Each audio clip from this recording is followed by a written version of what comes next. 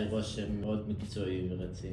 אני יכול ללכת על בטוח. תמיד הפחיד אותי ללכת על עסקת נדל"ן, שככה אתה לא יודע, כל מיני דברים בלתי צפויים שעברו לך מפה, בשעה. קרקעות, סיפורים. כן, תמיד פחדתי מזה, אבל פה משום מה הרגשתי מהרגע הראשון שאני בידיים טובות. ואיזה עסקה קנית?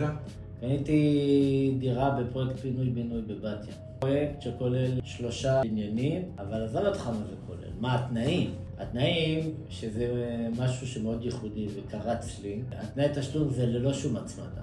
לא מדד, לא תשומות הבנייה או כל מיני. מחיר סופי. יש פטור ממדד מחירים לצרכן, מדד תשומות הבנייה. התשלום הם מאוד נוחים. זה פרויקט של 25-75, 25 עכשיו, 75 עם קבלת טופס 4. אין לי שום היטלי השבחה, כמו היטל השבחה על רכבת שעוברת בסמוך. בנוסף לכל זה, אני מקבל מגיא טיפול ממש אישי צמוד, ברמה של להרים אליו טלפון, מתי שבא לי. ושאלתי המון שאלות פשוט.